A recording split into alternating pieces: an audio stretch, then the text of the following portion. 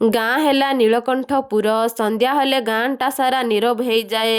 କେହି ବାହାରକୁ ବାହାରନ୍ତି ନାହିଁ। ଗାଁରେ ଥିବା ସେ ଭଙ୍ଗା ସ୍କୁଲ ଘର, ସେ ସ୍କୁଲରୁ ଆସୁଥିବା ଗୋଟିଏ ଆବାଜ।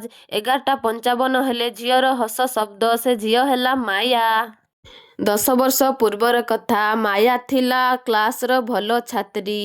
ଧଳା ପୋଷାକ, ଲମ୍ବା କେଶ ଓ ହସୁଥିବା ଚେହେରା। କିନ୍ତୁ ଏ ହସକୁ କିଛି ଗାଁର ଲୋକ ସହିପାରୁ ନଥିଲେ।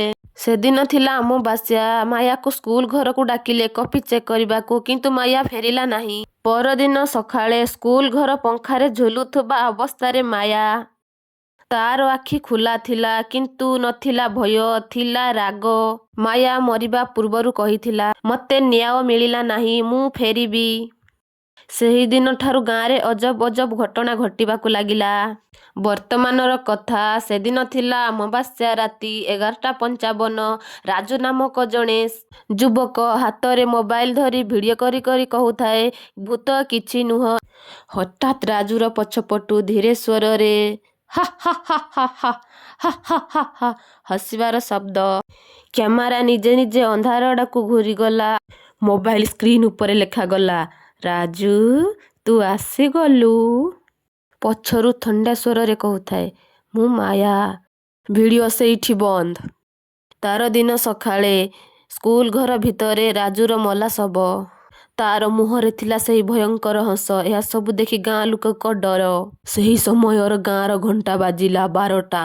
ଆଉ ସେହି ସମୟରେ ଜଣେ କହିଲା, "ଏବେ ଆରମ୍ଭ।" ମାୟା ରାଜୁକୁ କାହିଁକି ମାରିଲା? ସେ ସ୍କୁଲ ଘରର ସତ୍ୟ କ'ଣ? ଏହା ପରେ କିଏ? ରାଜୁ ମଲା ପରେ ନୀଳକଣ୍ଠପୁର ପୂରା ନୀରବ। କେହି କାନ୍ଦୁଥିଲେ ତ କେହି ଭୟଭୀତ ଓ ଡରୁଥିଲେ। କାରଣ ସେ ଭାଇରାଲ ଭିଡ଼ିଓ। ଶେଷ ଫ୍ରେମରେ ଲେଖା ହେଇଥିଲା, "ରାଜୁ ପଛରେ ଗୋଟିଏ ଝିଅ, ଯାହାର ଗୋଡ଼ ପଛକୁ ଧଳା ଶାଢ଼ୀ ଓ ଆଖିରେ କଳା ରକ୍ତ।" ସ୍କ୍ରିନ୍ ଉପରେ ଲେଖା ହେଇଥିବା ସେ ଶବ୍ଦ କ'ଣ ବାହାରିବ? ଗାଁର ସବୁଠାରୁ ପୁରୁଣା ହେଡମାଷ୍ଟର ରହସ୍ୟ ଖୋଲିଲା। ଗୋପାଳ ମାଷ୍ଟର ଶେଷରେ ମୁହଁ ଖୋଲିଲା ଆଉ କହିଲା। ସେ କହିଲା, ମାୟା ଆତ୍ମହତ୍ୟା କରିନଥିଲା, ତାକୁ ହତ୍ୟା କରାଯାଇଥିଲା। ସେଦିନ ସ୍କୁଲ ଘରେ 3 ଜଣ ଥିଲେ। ସେ 3 ଜଣ ହେଲେ ହେଡମାଷ୍ଟର, ପଞ୍ଚାୟତ ସଭା ଓ ରାଜୁ। ମାୟା ସବୁ କଥା ଜାଣିଥିଲା। ଦୁର୍ନୀତି, ଅନ୍ୟାୟ ଓ ଗୁପ୍ତ ଖେଳ। ସେ ଧମକ ଦେଇଥିଲା, "ଏକଥା ମୁଁ ଗାଁ ଲୋକଙ୍କୁ କହିଦେବି।" ସେଇ ଧମକ ତା ପାଇଁ ମୃତ୍ୟୁର କାଳ ହେଇଗଲା। ରାଜୁ ହେଉଛି ସେ 3 ଜଣ ମଧ୍ୟରୁ ଜଣେ। ରାଜୁ ଭୂତ ନାହିଁ କୁହେ, କିନ୍ତୁ ମାୟା ତାକୁ କହିଲା, "ତୁ ସବୁ ଦେଖିଲୁ, କିନ୍ତୁ ଚୁପ୍ ରହିଲୁ।" ସେଦିନ ରାତିରେ ହେଡମାଷ୍ଟରଙ୍କ ଘର କଲମ ଭରିଗଲା ଆଉ କାନ୍ଥରେ ଲେଖାହେଲା, "ଆସିଗଲା ତୁମ ପାଳି।"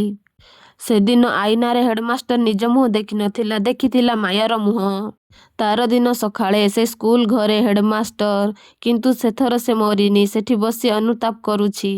ଗୋପାଳ ମାଷ୍ଟର କହିଲା, "ମାୟା କେବଳ ଦୋଷୀକୁ ନେଇଥାଏ।" ସମସ୍ତଙ୍କ ଦୃଷ୍ଟି ଗଲା ଦେବେନ୍ଦ୍ର ମୋବାଇଲକୁ। ହଠାତ୍ କଲ୍ ଆସିଲା। ଅନ୍ୟ ନମ୍ବର। ଦେବେନ୍ଦ୍ର ଫୋନ ଉଠେଇ ହାଲୋ କହିଲେ। ସେପଟୁ ଆବାଜ ଆସିଲା, "ହାଲୋ, ତୁମେ ମୋତେ ଜାଣିପାରୁଛ? ମୁଁ ସେଇ ମାୟା।" ଦେବେନ୍ଦ୍ର ପଛକୁ ବୁଲିକି ଚାହେଁ। ମାୟା ସେଇଠି ବସି ହା ହା ହା ହା।